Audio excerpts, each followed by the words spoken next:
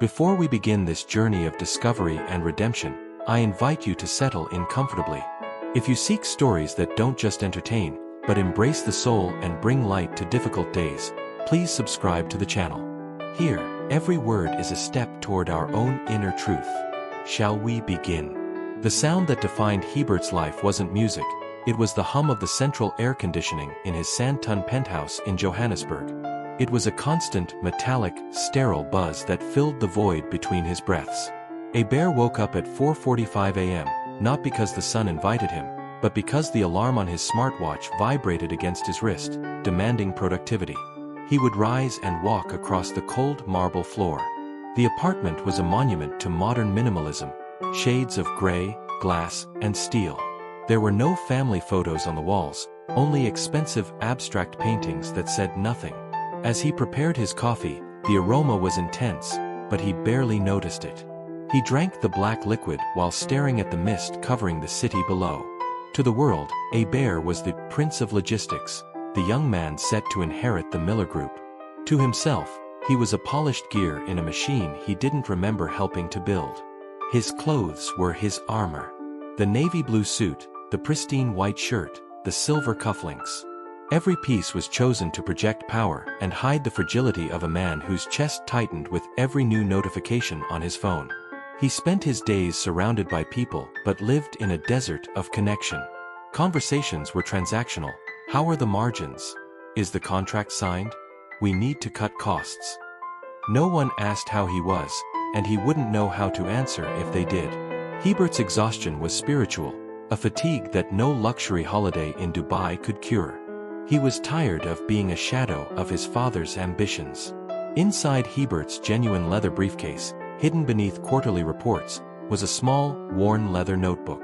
In it, he didn't record numbers, but fragmented sentences and sketches of landscapes he saw from his car window. It was the only trace of the boy who, at 10 years old, wanted to be an explorer. Hebert's wound had been opened slowly, year after year, by the silence of his father, Arthur Miller. Arthur was a man made of granite and discipline. To him, vulnerability was a calculation error.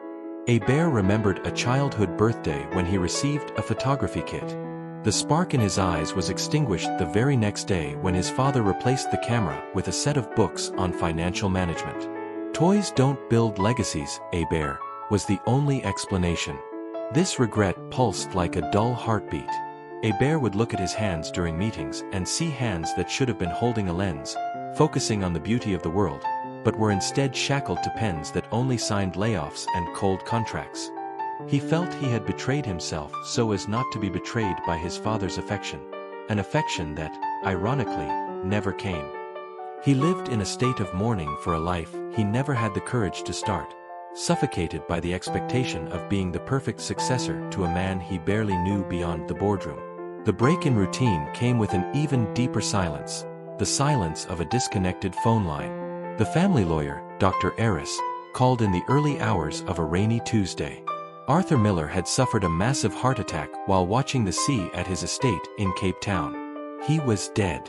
Hebert didn't cry immediately. He felt a vacuum, as if gravity had suddenly shifted. The weight that crushed him was now an immense void. However, Arthur's will was no ordinary document. It was a video recorded weeks earlier. On the screen, the elder Miller looked tired, but his eyes were still sharp. Hebert, the image on the screen said, "You've spent your life obeying me to have this empire. But I don't want an heir who just follows orders. I want a man who knows what he is leading. You have 5 days to reach my funeral in Cape Town. But you will not fly. You will follow the coordinates Dr. Eris will send you. At each point, there is a task of humanity. If you arrive by air, or if you skip a task, the company will be liquidated and the proceeds donated. Prove to me that you are more than an expensive suit." The challenge was a final manipulation, or perhaps a final cry for help. Driven by a mixture of fury and the need to prove his worth one last time, Hebert grabbed the keys to an old Jeep in the garage and headed south, leaving behind his corporate phone and his comfort zone. The heat of the South African interior began to melt Hebert's facade. On the second day, The jeep's engine spat white smoke in the middle of the Karoo, a vast semi-desert region where the horizon feels infinite. There, under the relentless sun, fate sent Annie. She drove an old, vibrant Volkswagen van filled with canvases and musical instruments. Annie stopped, hopped out with a smile that seemed brighter than the sun, and offered him water. "You look like someone running away from a fire, but the fire is inside you," she said, unfiltered. Hebert, irritated by the disruption of his precise schedule, tried to be authoritative. "I am the CEO of the Miller Group and I need to be in Cape Town. How much do you want to take me to the next town?" Annie let out a genuine laugh. "Your money doesn't fix engines and it doesn't buy my time, but my hospitality is free.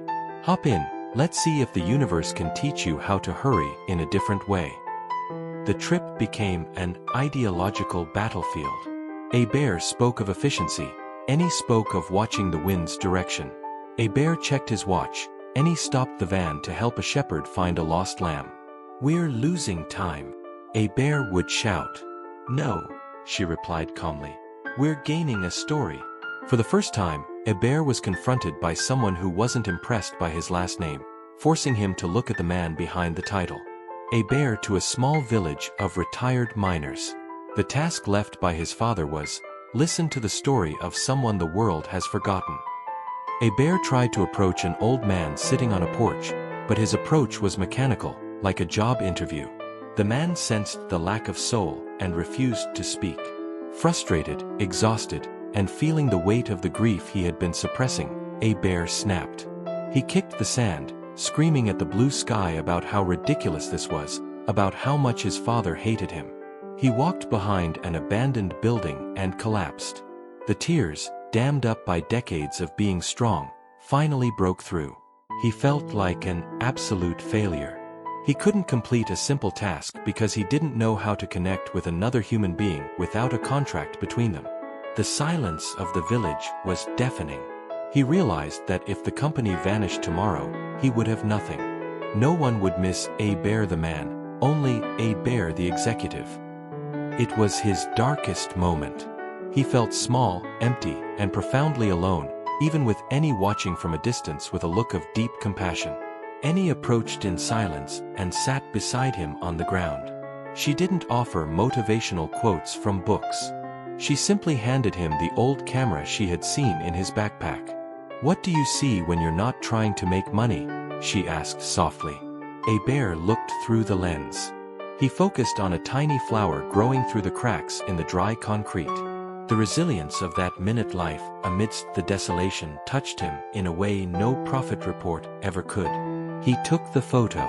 The click of the camera was like the sound of a lock turning in his heart. He began to understand that life wasn't a speed competition, but an experience of presence. His father's tasks weren't tests of executive competence, they were invitations for him to become human again. He realized that forgiveness wasn't something he needed to receive from his father, but something he needed to give himself for having abandoned his own soul for so long. The transformation began there. The desire for approval was replaced by the desire for authenticity. On the fourth day, a dust storm blocked the road. They were in a small village where a community clinic had lost power. Hebert checked his watch. If they stayed to help, he would miss the funeral. If he left now, he would make it in time, but leave these people in the dark. The choice, which once would have been obvious to the Johannesburg Hebert, was now a moral conflict. He looked at Annie, who was already carrying lanterns. Hebert took a deep breath. He used his knowledge of logistics, not for profit, but to organize the distribution of supplies and fix the generator using tools from the van. He spent the night working, sweating, staining his hands with grease and oil. When the lights finally flickered back on and he saw the relief on the face of a tired nurse, Hebert felt a joy that no billion-dollar merger had ever given him. He decided he would no longer rush to the funeral for the inheritance. He would go out of respect for his father's memory, but he would no longer be a slave to the will. He was free. They arrived in Cape Town at the dawn of the fifth day. Table Mountain was draped in white clouds like a blanket of peace. Hebert walked into the chapel where his father's body lay just minutes before the final ceremony. He wasn't wearing his blue suit, He wore a rumpled linen shirt and carried his camera around his neck. The company directors whispered, staring at his disheveled appearance. But Hebert walked with a posture he had never possessed before, the posture of a man who knows his worth. He approached the casket, and instead of a speech about industrial legacy, he spoke about what he had learned on the road. He spoke about the flower in the asphalt, about the shepherd, about the clinic's light. He thanked his father for finally forcing him to look aside. The true empire my father built, he told the stunned audience, wasn't made of logistics, but of lessons he himself struggled to live. I will not take over the company to be his successor. I will take it over to transform it into something that honors life, not just capital. He looked at Annie, sitting in the back, and knew his reconstruction was only just beginning. The Golden Cape Town sun bathed the garden of Arthur's old house. Hebert discovered one last letter, delivered by Dr. Eris. Hebert, if you are reading this in peace, then I have fulfilled my role.